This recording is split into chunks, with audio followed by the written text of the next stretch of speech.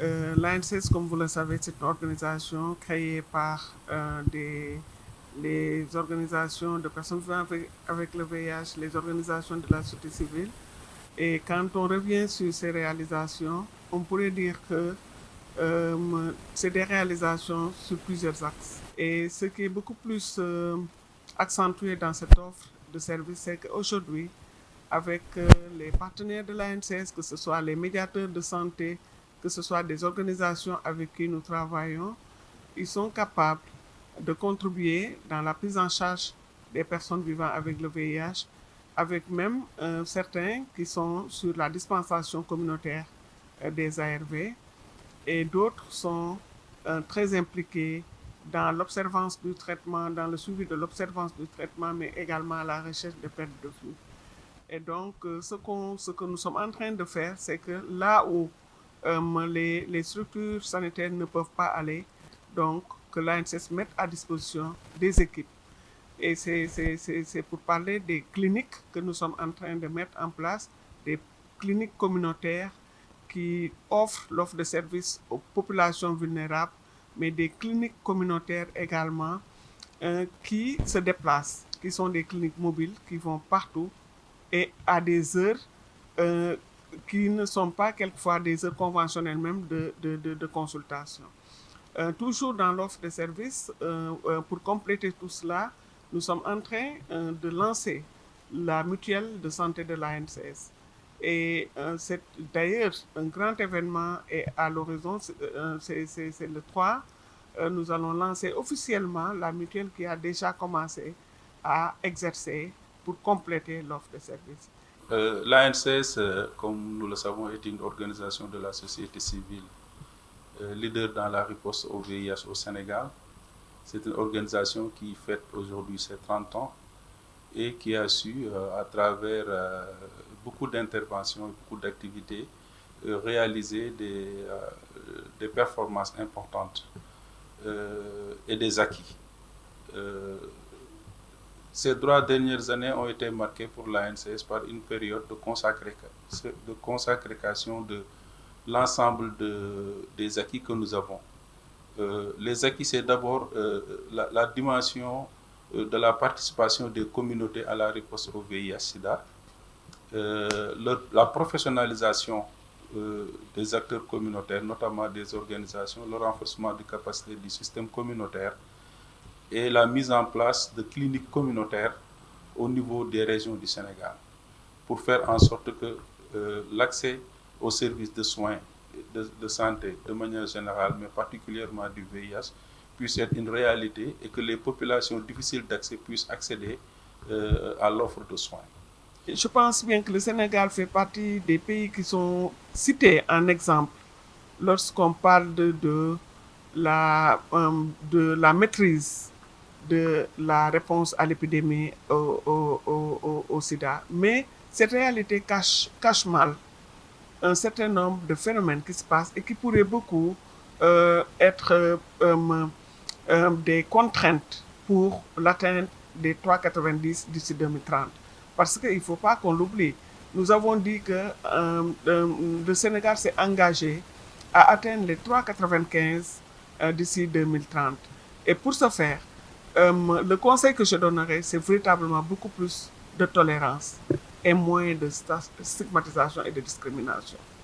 Euh, de notre côté, l'ANCS a beaucoup travaillé avec le CNLS, mais aussi le ministère de la Santé, à la valorisation et la reconnaissance des acteurs communautaires qui aujourd'hui, grâce à leur forte expérience, sont passés de l'étape d'acteurs simples impliqués dans les ripostes à des acteurs professionnels qui ont aujourd'hui acquis des connaissances et des compétences dans le cadre de la réponse au VIH-Sida, mais aussi dans la gestion de tous les autres déterminants de la santé. Et ça, nous avons pu le concrétiser pendant la période de la Covid, où l'ANCS et les acteurs communautaires ont pris les devants et ont travaillé d'arrache-pied au niveau des communautés pour limiter en tout cas la propagation de l'épidémie au niveau des communautés.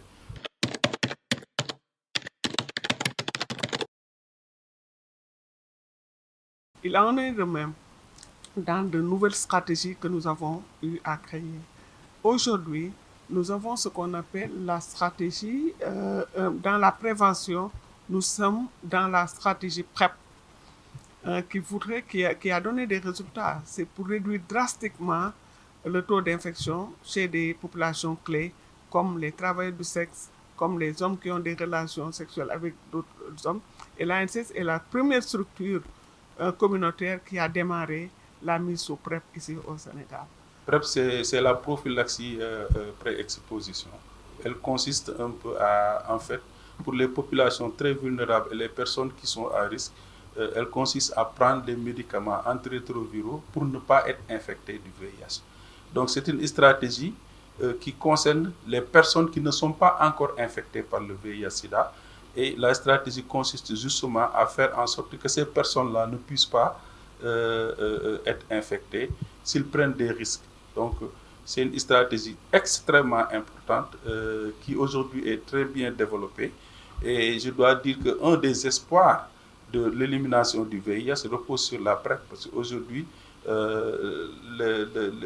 la science est tellement développée qu'on est rendu à un moment où des personnes qui s'injectent la PrEP, ce n'est pas encore arrivé au Sénégal, mais dans certains pays ça a démarré. On peut s'injecter 2 doses de PrEP, une première dose de 6 mois qui te couvre tous les 6 mois, tu ne peux pas être infecté, et une deuxième dose pour les 6 mois qui restent. Donc en 2 injections, on est sûr de ne pas attraper le VIH pendant toute une année. Ça va révolutionner la réponse au VIH-Sida.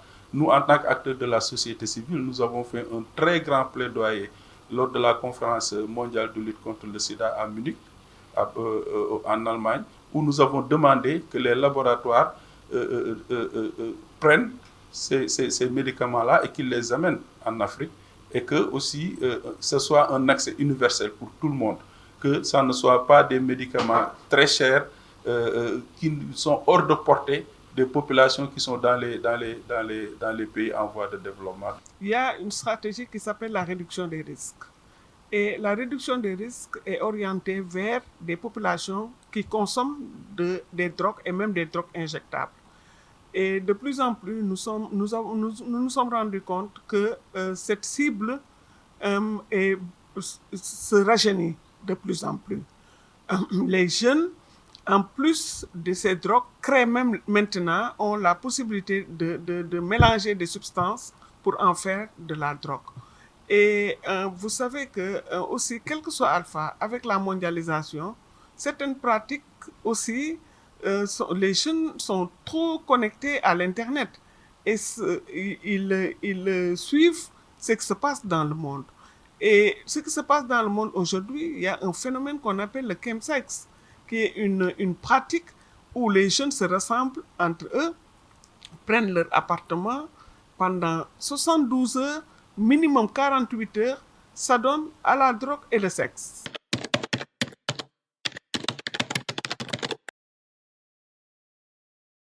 L'autre aspect que nous avons développé et qui est aussi important, c'est le renforcement du dépistage, mais aussi le ciblage du dépistage avec plusieurs formes de dépistage, ce que nous appelons le dépistage différencié, où aujourd'hui, toutes les personnes que nous ciblons, avec lesquelles nous travaillons, ont la possibilité de choisir par quel mode de dépistage du VIH ils vont le faire. Nous avons le dépistage par voie orale maintenant, l'autodépistage, les tests TDR, etc. En tout cas, une panoplie de types de dépistage que nous développons pour ne pas laisser en tout cas des populations en rade et offrir aux personnes qui en ont besoin des services, mais des services qui sont adaptés à leurs besoins. Donc ça, c'est des interventions très fortes, consolidées, qui sont aujourd'hui des acquis au Sénégal et sur lesquels nous pouvons bâtir pour atteindre l'objectif de l'élimination du VIH d'ici 2030.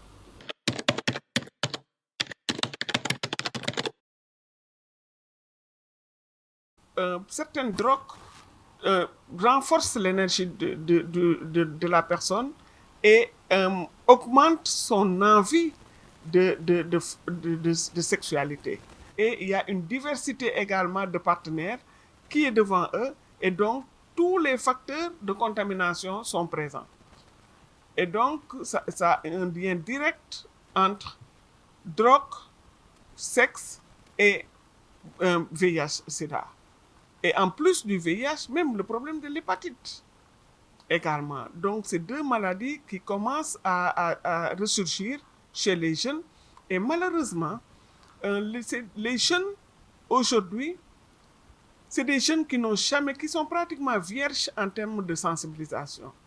C'est des jeunes qui n'ont pas connu des séances de sensibilisation et même qui n'ont pas connu d'informations structurées par rapport à comment se méfier, comment utiliser de manière plus responsable leur sexualité, etc. Donc, c'est des jeunes qui sont vulnérables, très vulnérables même, par rapport au manque d'informations, par rapport à l'ouverture vers de l'information extérieure qui leur montre ce qui se passe dans le monde, mais également de la disponibilité du produit.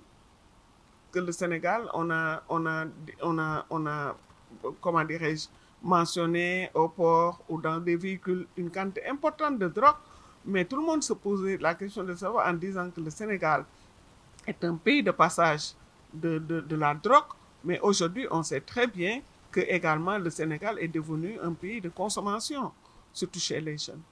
Donc, c'est un phénomène qui est réel. Et aujourd'hui, à l'ANCS, nous sommes en train de travailler sur ça, parce que nous nous sommes rendus compte également que les outils qu'on utilisait, les outils qui utilisaient pour informer, ne sont plus adaptés.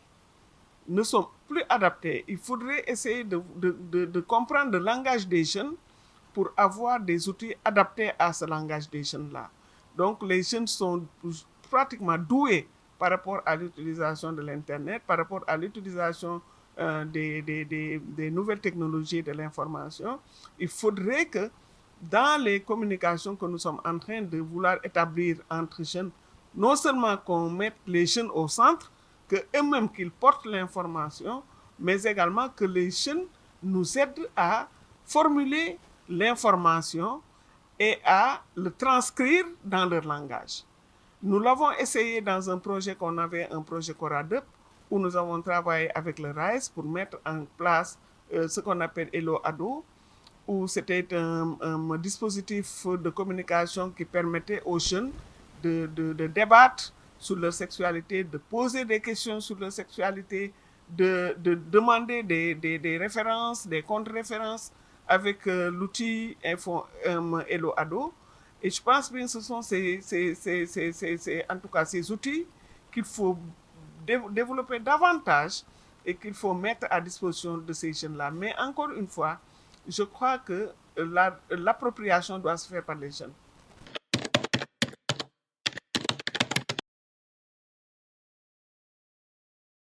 Vous savez, le Sénégal, nous sommes dans un contexte d'épidémie concentrée. Qui dit épidémie concentrée dit que l'épidémie est très faible dans la population générale. 0,3, on parle même de 2% maintenant, dans la population générale. Cela veut dire que pour avoir une personne vivant avec le VIH, vous êtes obligé, vous allez dépister plus de 100 à 200 personnes. Vous voyez un peu ? Et il y a la question des moyens aussi et la question de l'efficience. Donc, au lieu de faire 200 tests pour avoir potentiellement une personne dépistée, la stratégie consiste maintenant à aller vers les personnes les plus vulnérables pour leur offrir le service de dépistage. Ce qui fait que si, par exemple, on fait un dépistage dans un groupe de personnes à très haut risque, on a la possibilité de détecter 3, 4, 5 personnes qui vivent avec le VIH. Mais si c'est dans la population générale, on peut dépister 200 personnes sans pour autant avoir une seule personne qui vit avec le VIH. Mais l'un dans l'autre, ce que nous préconisons, c'est en fait la prévention combinée. Parce que le dépistage est la porte d'entrée aussi pour la prévention. Et nous continuons à réaliser des campagnes de dépistage. Actuellement, à l'heure où je vous parle, nous avons 2 équipes sur le terrain, sur des zones extrêmement difficiles, les îles qui sont autour de Ziguinchor, mais aussi les îles du Saloum, pour amener le service de dépistage volontaire à toutes les personnes qui en ont besoin. Donc il faut je pense, pour être sûr de l'élimination, combiner ces deux stratégies-là. Le dépistage ciblé, mais aussi le dépistage précoce et volontaire au niveau de la population générale pour ne laisser personne en rade et dépister tout le monde.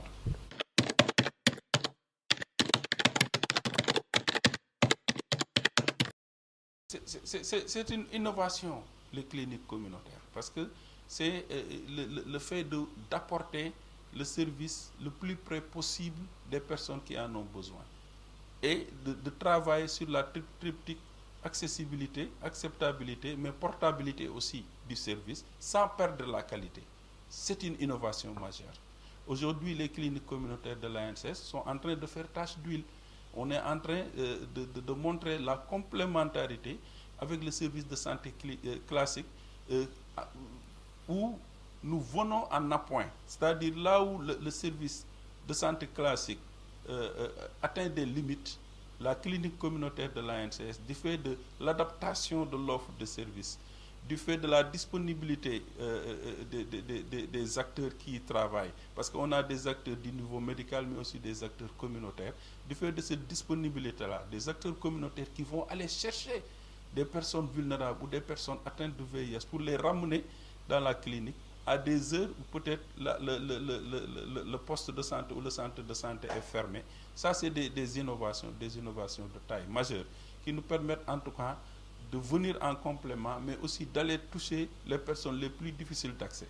Donc actuellement, nous sommes au niveau où les cliniques sont très sollicitées, les cliniques sont intégrées au système de santé et nous sommes en train même de nous déployer aujourd'hui dans la région de Dakar où il n'y avait pas de clinique, mais la forte demande dans la banlieue fait qu'aujourd'hui nous sommes obligés de délocaliser même une clinique pour l'amener à Dakar afin de répondre aux besoins et aux sollicitations des autorités sanitaires.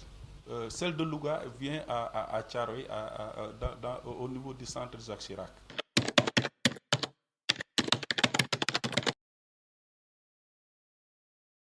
Lorsqu'on parle de succès de toutes ces organisations que l'ANSS a pu maintenir dans la réponse pour que ce soit dans le domaine de la prévention ou dans le domaine de l'offre de services, que le Sénégal reste, la mobilisation communautaire reste une réalité.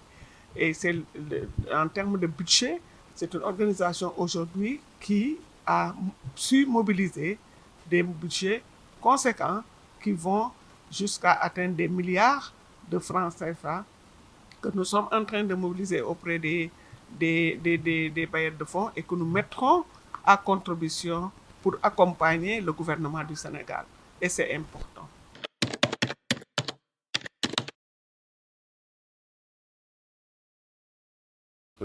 D'abord, il faut noter que de manière générale, ces 10 dernières années, les régions du sud du Sénégal ont été toujours des régions dont le taux de prévalence dépasse la moyenne nationale. Et cela, il y a des facteurs qui peuvent l'expliquer. D'abord, c'est des régions post-conflit. Avec le conflit qu'il y a eu dans cette zone-là du sud, pendant longtemps, les services n'arrivaient pas partout où les personnes se trouvaient. Ça, c'est un premier facteur. Le deuxième facteur, c'est que c'est aussi une zone transfrontalière.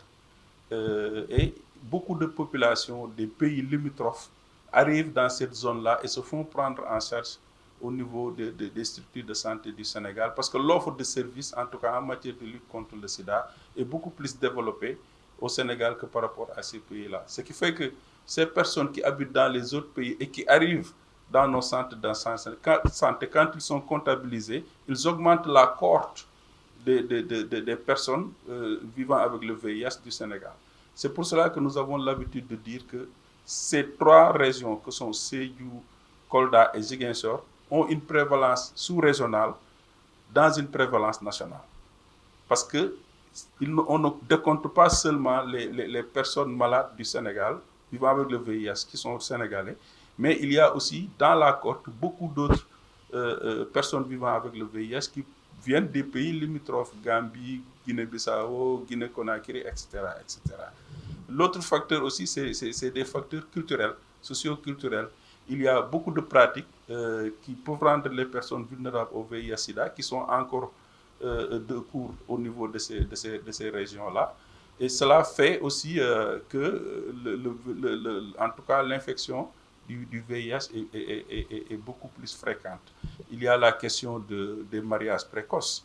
Il y a la question de la pauvreté aussi, qui ont un impact sur les comportements des gens et peuvent amener, en tout cas, des personnes à avoir des risques pour contracter le VIH beaucoup plus que dans d'autres contextes.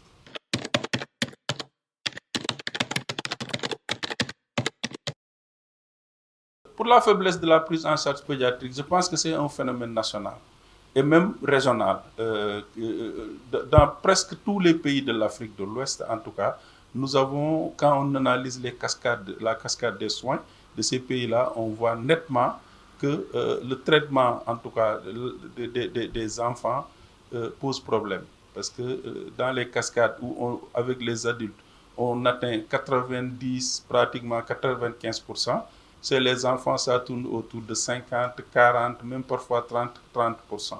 C'est un problème. Et ce chiffre, ce que ça signifie que les adultes vont au traitement, mais n'amènent pas leurs enfants. Et ça, c'est un problème. C'est un problème préoccupant, très sérieux.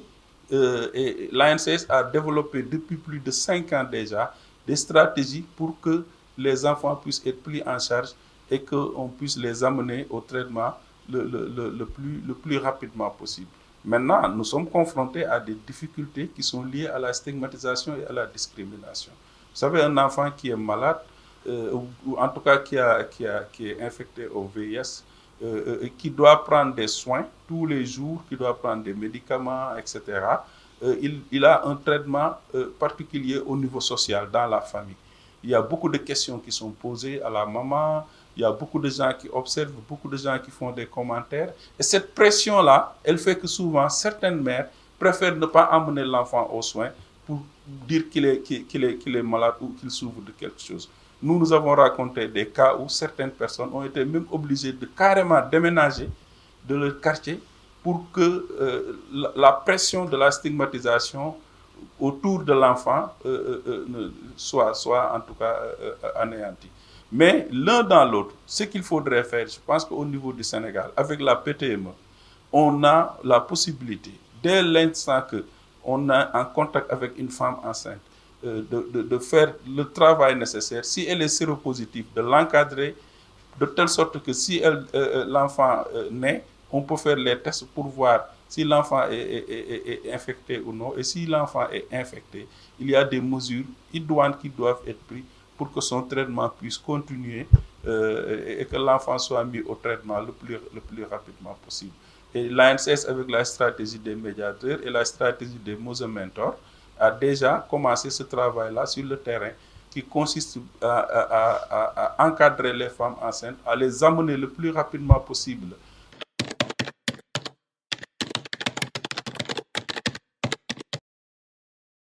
Quand la femme qui tombe enceinte est infectée du VIH, il y a une prise en charge qui se déclenche automatiquement très tôt et elle a même la chance de ne pas infecter son enfant.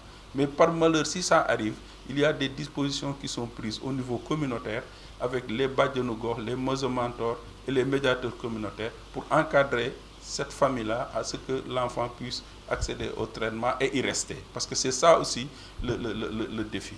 Donc des stratégies nouvelles aussi sont en cours avec le CNLS, avec la division de lutte contre le sida, pour véritablement, en tout cas, relever le défi au niveau du Sénégal et faire en sorte que le traitement des enfants soit au même niveau que le traitement des adultes.